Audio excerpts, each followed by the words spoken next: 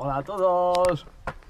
Hemos venido hasta Calles para hacer la ruta del acueducto de Peña Cortada, donde llegaremos hasta ahí, luego iremos hasta Chelva para hacer la ruta del agua y volver hasta Calles. Una ruta circular de no llega a 13 kilómetros, con un desnivel no llega de unos 265 metros y muy fácil, que se puede hacer con toda la familia sin ningún tipo de problema.